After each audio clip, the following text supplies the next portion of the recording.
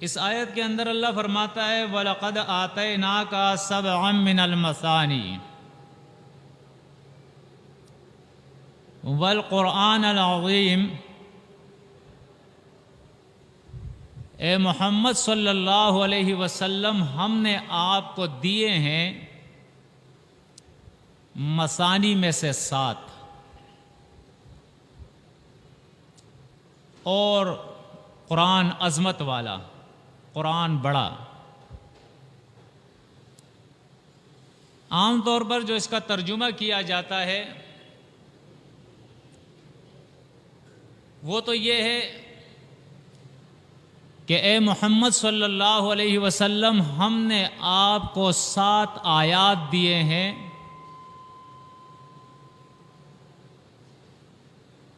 یعنی سورۃ الفاتحہ جو بار بار دہرائی جاتی ہے، اور قرآن عظیم دیا ہے۔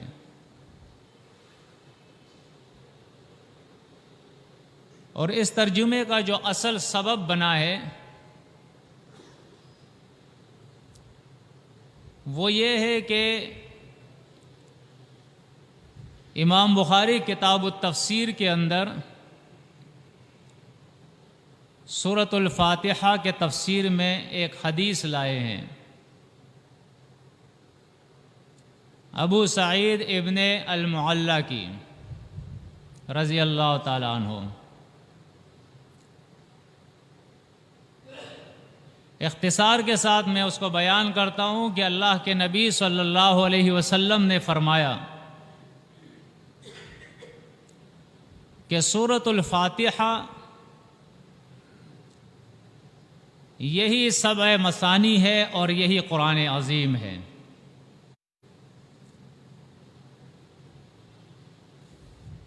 لہذا ہمارے یہاں اس روایت کی بنیاد پر اکثر مفسرین جنہوں نے تفسیریں لکھی ہیں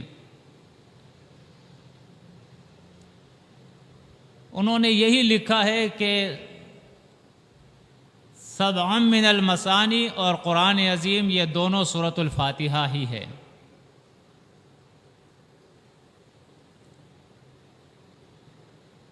یہ جو کچھ میں آپ کے سامنے بیان کر رہا ہوں اس کو آپ غور سے سنیں، شاید اس وقت آپ اس کی ضرورت محسوس نہ بھی کریں، لیکن کسی وقت آپ کو اس کی ضرورت پیش آ جائے، کیونکہ یہ علوم القرآن میں سے ہے اور ہر مومن کے لیے چاہیے کہ وہ قرآن کو سمجھے۔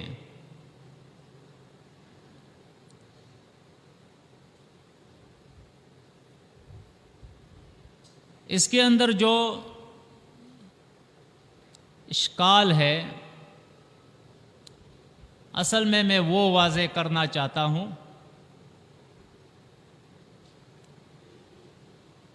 یہاں ایک تو لفظ آیات جو ہے وہ موجود نہیں ہے،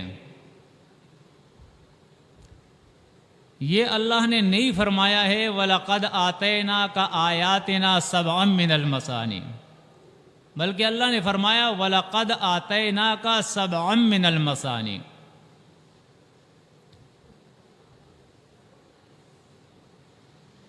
دوسری بات یہ ہے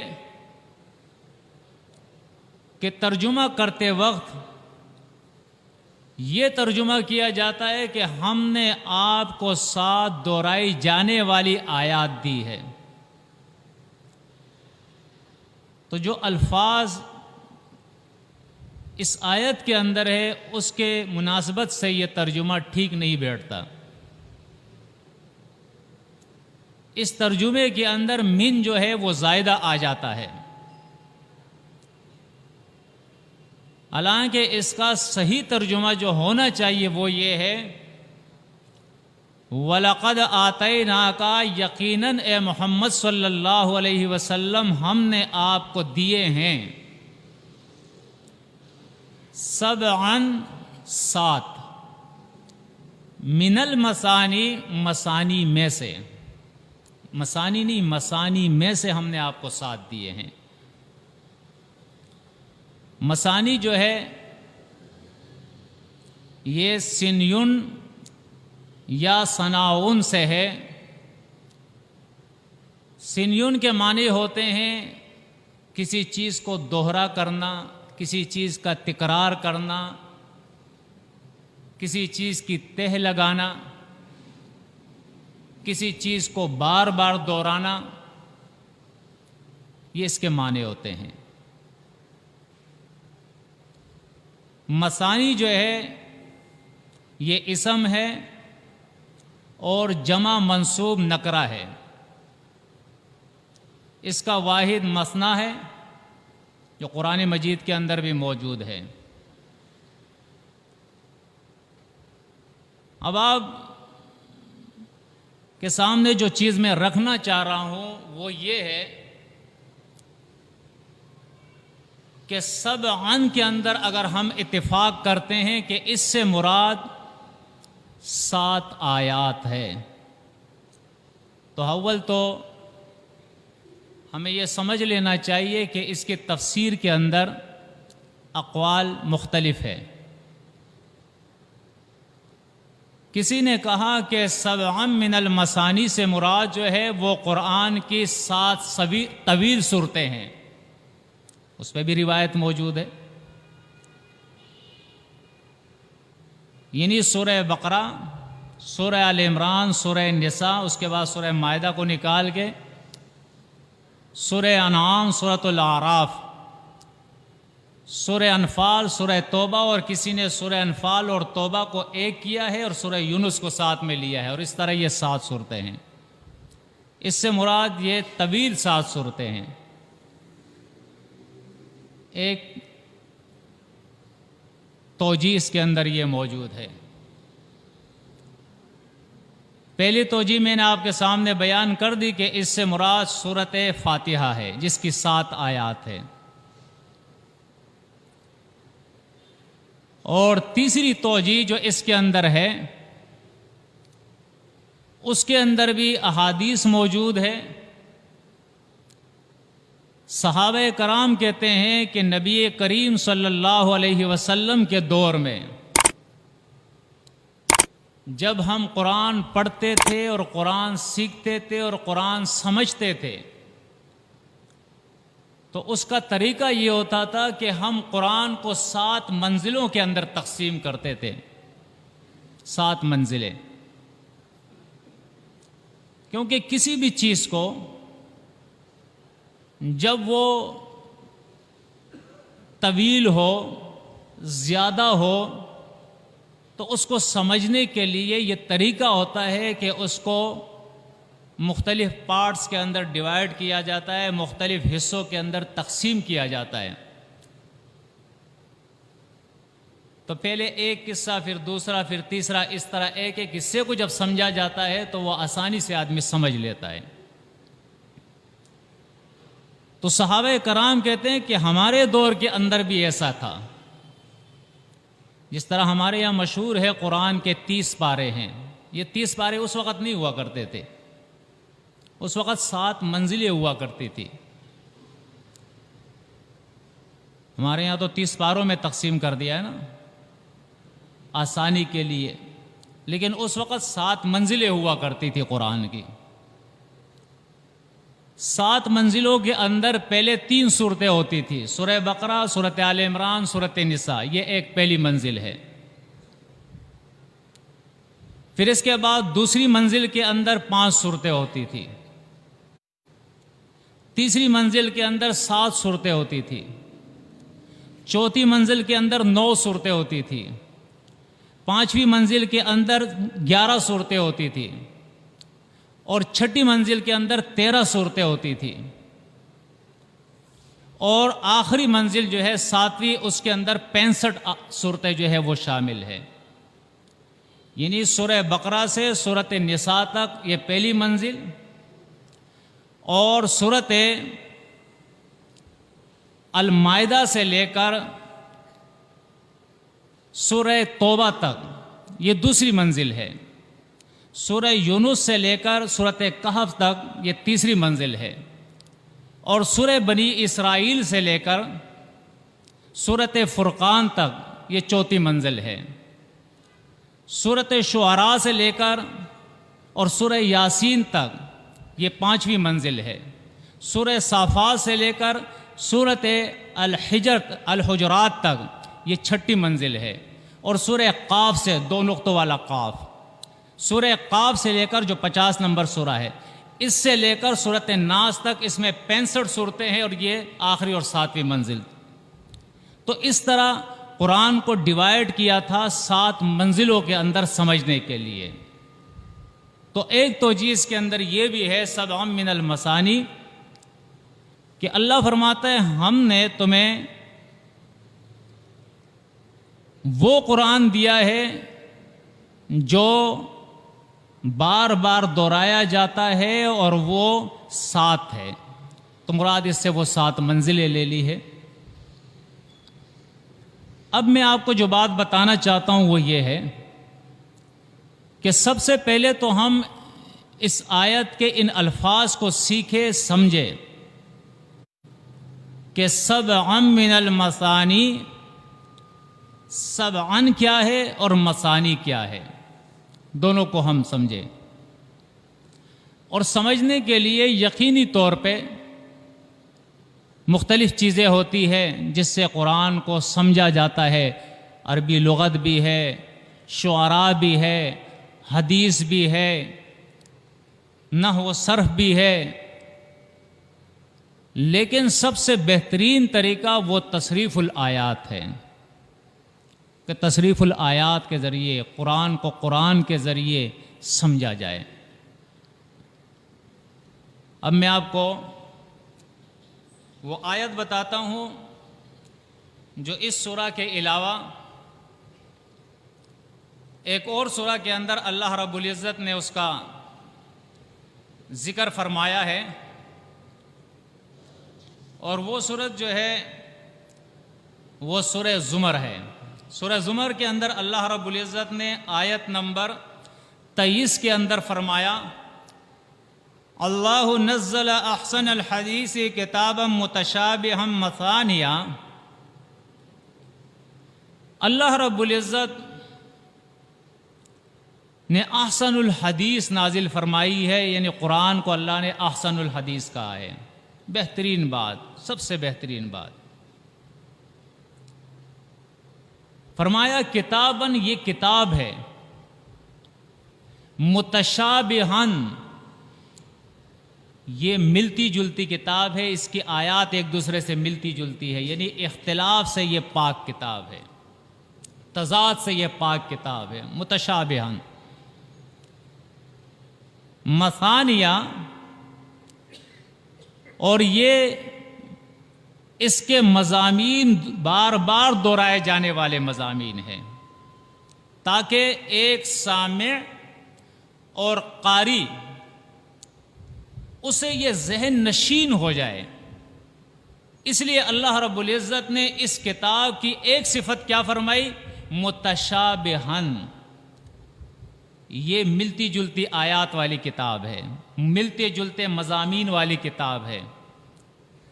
مثانیہ، اور دہرائی جانے والی کتاب ہے یہ۔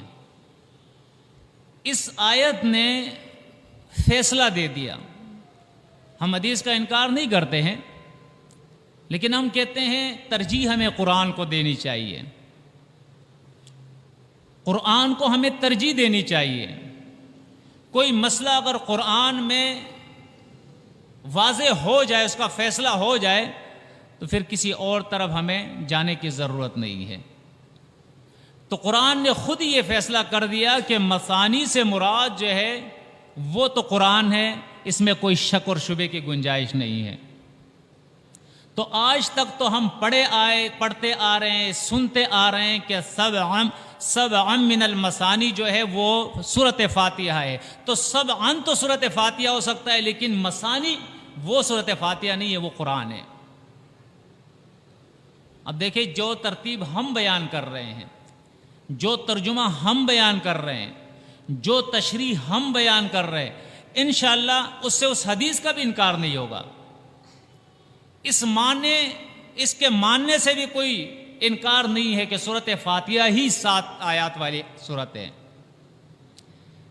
لیکن اس میں کیا ہوا؟ ایک تو یہ فائدہ ہوا کہ سبعا من المثانی، من جو ہے اس کو ہم نے زائدہ نہیں قرار دیا کہ یہ زیادہ ہے، اس کا معنی کی ضرورت نہیں، ہم اس کا معنی کر رہے ہیں سبعا 7 من المثانی، مثانی میں سے، یعنی وہ قرآن جس کو اللہ نے مثانی کہا ہے اس قرآن میں سے یہ 7 ہے۔ اب اس سے آپ 7 منزلیں مراد لے، 7 طویل صورتیں مراد لے، یا سورۃ فاتحہ مراد لے، اس کے اندر کوئی حرج نہیں ہے، اس میں کوئی فتویٰ نہیں ہے، اس سے کوئی انکار نہیں ہے، یہ ساری چیزیں حدیثوں سے ثابت ہے۔ آپ تینوں اس سے مراد لے لیں، اس میں سے کوئی ایک لے لے، کوئی حرج نہیں ہے۔ اگر دیکھا جائے عقلی طور پہ دلائل کے لحاظ سے تو 7 منزلیں اگر اس سے مراد لے لی جائے تو میرے خیال میں یہ بات بڑی قوی لگ رہی ہے۔ لیکن اس کے بعد اگر آپ 7 منزلیں مراد نہیں لیتے، سورۃ فاتحہ ہی مراد لے لیتے ہیں، تو اس میں بھی کوئی حرج والی بات نہیں ہے۔ ٹھیک ہے، اللہ رب العزت نے مثانی کتاب محمد صلی اللہ علیہ وسلم کو عطا کی ہے، اور یہ سبعن اور مثانی مل کر قرآن عظیم ہے۔ یہ فاتحہ، سورۃ فاتحہ، کیونکہ جو صورتیں میں نے آپ کے سامنے بیان کی 7 منزلوں کی کے ساتھ، اس میں سورۃ فاتحہ میں نے نہیں گنی ہے، وہ 113 صورتیں بنتی ہے۔ 114ویں صورت جو ہے وہ سورۃ فاتحہ ہو گئی۔ اب 113 صورتیں اور سورۃ فاتحہ، یہ 114 صورتیں مل کے جو ہے یہ قرآن عظیم بن گیا۔ اب آپ دیکھیں اس میں بھی کوئی اختلاف نہیں ہے، آپ کوئی بھی تفسیر اٹھا کر دیکھیں، کوئی بھی عالم اٹھا کر دیکھیں، اس بات پہ اتفاق ہے کہ سورۃ الفاتحہ جو ہے یہ قرآن کا مقدمہ ہے، یہ دیباچہ ہے، یہ پیش لفظ ہے، یہ ابتدائیہ ہے۔ یہ جیسے لوگ کتاب لکھتے ہیں اس سے پہلے خلاصے کے طور پہ، نچوڑ کے طور پہ، اختصار کے ساتھ لکھی جانے والی یا تالیف کی جانے والی کتاب، اس کے اندر جو کچھ وہ بیان کرنا چاہتا ہے، اس کا جو مقصد ہوتا ہے، وہ مصنف اور مؤلف جو ہے اس کو شروع کے اندر پیش لفظ، ابتدائیہ، جو بھی نام، مقدمہ، دیباچہ، جو بھی آپ نام دے دیں، اس کے اندر وہ ساری چیزیں وہ اختصار کے ساتھ بیان کر دیتا ہے۔ تو سورۃ الفاتحہ، اس کے اندر بھی اجمالاً اللہ رب العزت نے پورے قرآن کے مضامین جو ہے وہ بیان کر دیے، جس کی مثال مفسرین کہتے ہیں جیسے دریا، سمندر کو کوزے میں بند کر دیا جائے۔ پورے قرآن کے مضامین کو اللہ رب العزت نے سورۃ الفاتحہ کے اندر اختصار کے ساتھ بیان کر دیے ہیں۔ تو اس طرح سورۃ الفاتحہ اور وہ 113 صورتیں، یہ سب کی سب جو ہے یہ مثانی میں سے ہے، متشابہ کتاب میں سے ہے، محکم کتاب میں سے ہے۔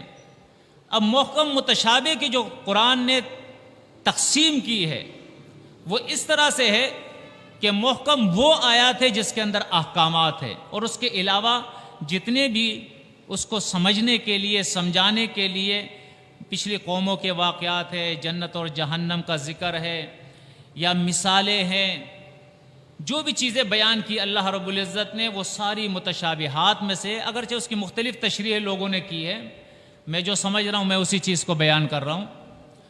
تو قرآن مجید محکمات اور متشابہات، یعنی محکمات اور اس کے علاوہ جتنی بھی چیزیں ہیں وہ ساری چیزیں ملا کر اللہ نے اس کو متشابہن کہا ہے، کہ یہ پوری کتاب، یہ سب کے سب مل کے متشابہن ہے، یعنی ایک دوسرے سے ملتی جلتی کتاب ہے، اس میں اختلاف نہیں ہے۔